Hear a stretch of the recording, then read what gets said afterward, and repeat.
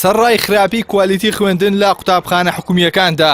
ئێستا قوتابخانە ناحکومیەکانیش دووچاری خراپی کوالیتی خوێندن بوونەتەوە و بەهۆی زۆری کرێی خوێندنیشەوە کە سوکاری قوتابیان لە ڕەوشی خوێندنی ناحکومی نیگەرانن. بە پێی راپۆرتێکی ئینستیتیوتی پێی بەشێکی ئەو قوتابخانە ناحکومیانە کەموکورتی یاساییان هەیە، وەک پێویست یاسای ژمارە چواری تایبەت بە قوتابخانە ناحکومیەکان جێبەجێ ناکەن. هەروەها کوالیتی وانە و پرۆگرامی خوێندنیش وەک پێویست نییە. بۆ نمونە لە بەشێکی زۆری قوتابخانەکاندا وانەی کوردی و عەرەبی و کۆمەڵایەتی و ئاین ناخوێندرێت یاخود هیچ گرنگیەکی پێنادرێت. بۆمان دەرکەوت دایک و باوکی خوێندکار وەکو پێویست ئاگای لە ناوەڕۆکی ڕێنماییەکان نییە و مەکتەبەکانی ژۆک و پێویست خوێندنگە و پەیمانگاکانی ژۆک و پێویست ئاگاداری ڕێنماییەکان نین و جێبەجێیان نەکردووە. ئەمە ئەم بەشەی کە ئەکەوێتە سەر حکوومەت و وەزارەتی پەروەردە کێشەی ڕێنمایی و جێبەجێکردنی ڕێنماییەکان هەیە. ئەو بەشەیەکەوێتە سەر خوێندنگە و پەیمانگا ناحکومیەکان بە کۆمەڵێک فلتەرینی زۆر سەختە ئەیان بەن هەتاوەکو مۆڵەتیان پێدان، ڕۆتیناتیان زۆرە و ئەم سەختیەتی و گرتنی هەندێک مەکتەب و قورس پێدانی مۆڵەت شمولی هەمیان ناکە. هەندێک مەکتەب هەیە مۆڵەتیشی نییە، هەندێک مەکتەب هەیە وەکو بەڕێسامەتی کێشەی شەهادەکەی هەیە، هەندێک مەکتەب هەیە لەوانی کە ئێمە کارمان لەگەڵا کردوون و فۆرمی زانیاریان بۆ پڕکردوینێتەوە بەرچاویان ڕوونی ئەسڵەن چ پرۆگرامێکی خوێنن کێشەی پرۆگرامیان هەیە. ئەو پرۆگرامی کە خوێنن ناچێتەوە ستانداردی کە وەزارەتی پەروەردە دیاری کردووە. هاوکات لە ڕووی بیناوە بەشێک لە قوتابخانەکان لە بینای حکومی یان کرێدان و باخچە و گۆڕەپانی وەرزشی و تاقیگە و کتێبخانەیان نییە.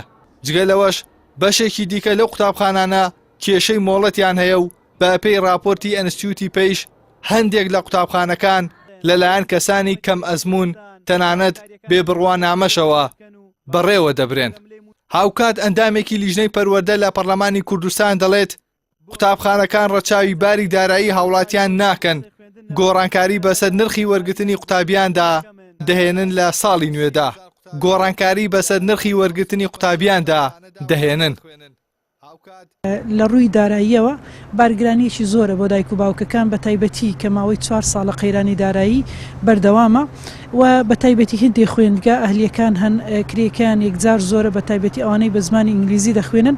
ئێمە وەکو لێژنەی پەروەردە خوێنی باڵا ماوەی 3 ساڵە داوامان کردووە بە شێوەیەکی بەردەوام تا ئەو قەیرانە بەردەوام بێ، داشکاندن بەردەوام بێ. بەڵام بەداخەوە وەزارەتی پەروەردە تەنها ساڵی یەکەم لە سەدادەی دابەزان، بەڵام ساڵی پار هیچ پارەیەکی بڕەپارەیەکی دانەبەزان. بەڵام ئەوەی کە کێشەبی لە خوێنگە ئەهلیەکان بە بۆ چوونی من و بە پێی بەدواداچوونەکانمان دووشتە. یەکەمیان زۆربیان بیناکانیان وەکو پێویست نییە، بینایەکی بچوو خوێندکارێکی یەکجار زۆریان وەرگرتووە.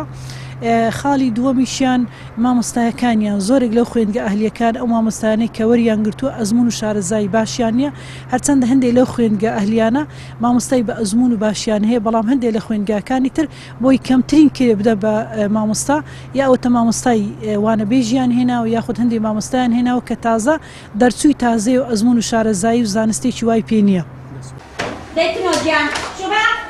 لە هەرێمی کوردستان نزیکەی 224 باخچەی ساوایان و قوتابخانە و پەیمانگای ناحکومی هەن. بەشێک لەوانە پرۆگرامی وەزارەتی پەروەردە دەخوێنن لەگەڵ سەربارکردنی هەندێک وانەی دیکەدا. بەشێکی دیکەشیان پرۆگرامی تایبەت و نێودەوڵەتی بەکاردەهێنن. ئەگەرچی بەرپرسانی حکوومەت دەڵێن خوێندنی ناحکومیان کردووە بە کەرتی تایبەت تا کێبڕکەی زانستی ڕوو بدات، بەڵام ئەو کێبڕکێیە بووە بە قۆڕخکاری و ئامانجی خاوەن قوتابخانەکان بووە بە کێبڕکەی بەدەستێنانی قازانج، نەک کێبڕکەی کوالیتی خوێندن و بەرزکردنەوەی ئاستی زانستی قوتابیان. ئیحسان سابر، کەناڵی ئاسمانی، پەیام، سلێمانی.